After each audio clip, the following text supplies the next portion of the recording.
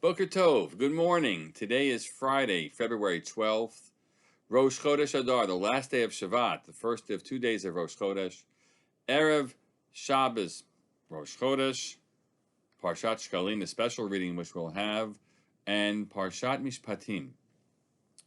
Parshat Mishpatim is the section that immediately follows the Aseret HaDibrot, the overall conceptual ideas that are represented in specific commandments in the Ten Commandments. We now find our way into dealing with the nitty-gritty of life. And after dealing with the question, which is an initial discussion about servitude and the responsibilities there, the Torah shifts to the broader discussion about human responsibility for damages, for our responsibility if we are baileys, if we're giving something to guard and protect, and our responsibilities regarding what might happen to that. And then damages that are caused by our animals, by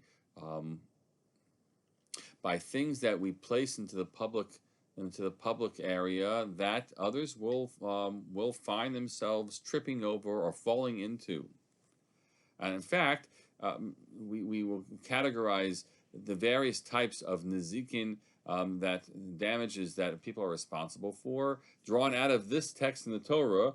And Masechet Baba Kama, for example, will deal with those issues about all the ways in which that which we have might cause others harm, and how we have to protect other people from that.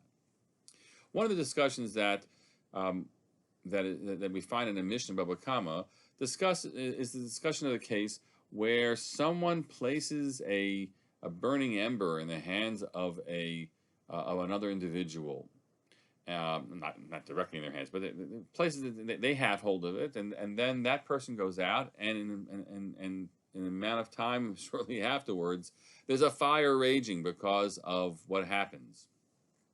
And it's a little strange and how some of this is analyzed, whether this is merely accidental or negligent, or the possibility that this person might even have sensed that he was being sent on a mission.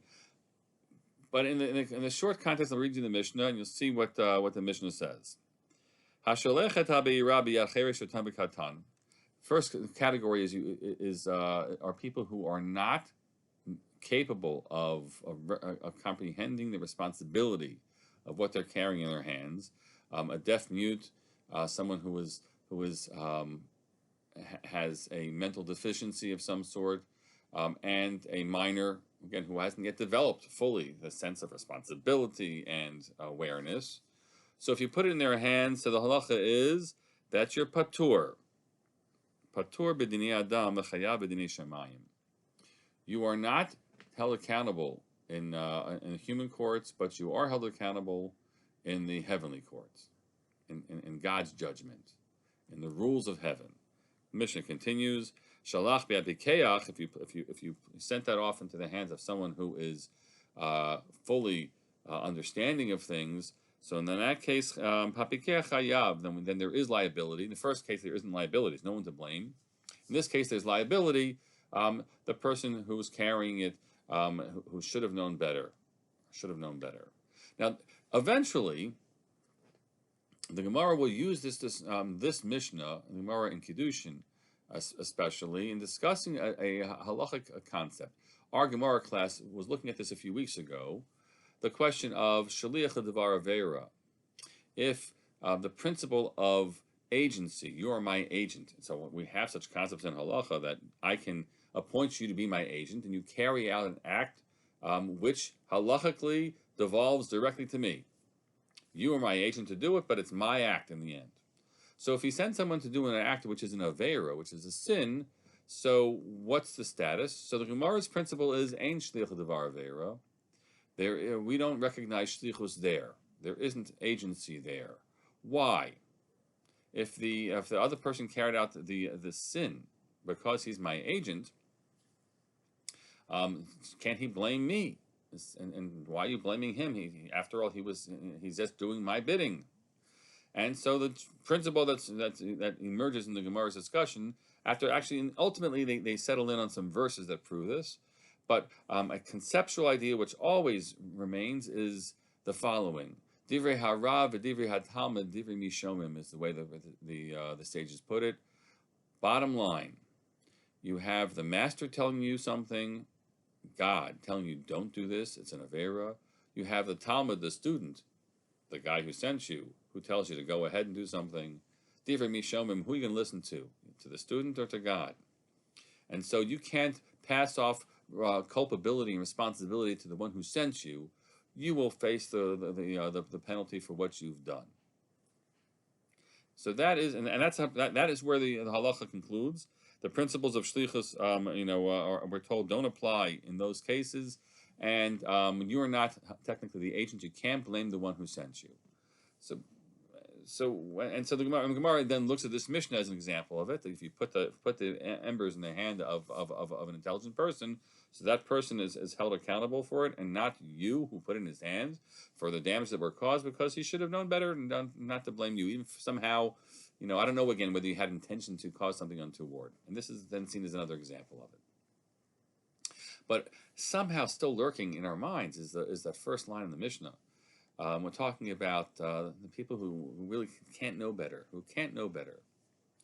And in that case, it might be that legally, b'dinei adam, there's no way that you're going to be able to hold the one who sent them accountable. You're just not going to be able to. It can't stick. Because shlichus won't hold there. But b'dinei shamayim, as God looks at you, you are guilty. You've done something terrible. You were so negligent in the case of the ember, what you caused. So the courts might not be able to hold you accountable, but a higher responsibility is there. And presumably, in the cases of someone who was sent to do an avera, where the halacha will say you don't blame the one who sent you. You've got to take responsibility for your own actions. You did those actions. You should have listened to God. Absolutely true. Is the one who sent you innocent? Is he innocent? And the answer is absolutely not. He's guilty. He might not be able to, in a court of law, hold him accountable, but in the ultimate moral responsibility, he carries a great deal of guilt for what has happened, and God will take care of that individual. I have been thinking about this as the impeachment proceedings have gone along this week. Actually, when we learned this Gemara initially a few weeks back, and this when things were beginning, I was already thinking about this. And I'm not a constitutional lawyer to tell you whether or not impeachment of a past president is something that's constitutional or not.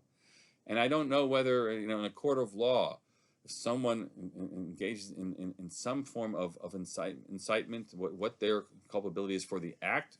I'm not the lawyer on this. And it could very well be that ultimately will say, Divrei harav, Divrei Talmud, Divrei mishomim. So the guy incited you. That doesn't take away your guilt and your responsibility for what you've done. And that might be the case. All those people should be held accountable for what they've done.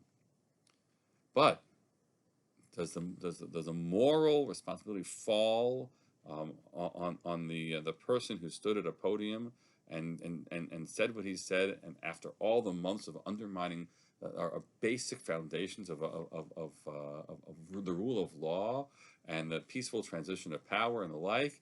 The moral responsibility does fall on that person. Whether that's acceptable, whether that meets the criteria for impeachment, we'll leave it to the Senate to decide. Who knows how the Senate's going to decide? Maybe we already know how the Senate's going to decide for whatever reasons they do. But the ultimate responsibility does sit with the person who sent them. That is a lesson that we take with us from the rules of Mishpatim broadly, this mission which I've described, the recognition that there is guilt, even absent the capacity to prosecute. Don't think that someone is innocent. And as a society, we need to hold people accountable in those ways, even outside of the court of law, to help ensure that such actions don't continue, should not expand and be carried out by others, and certainly not by those very individuals themselves. Have a Shabbat Shalom.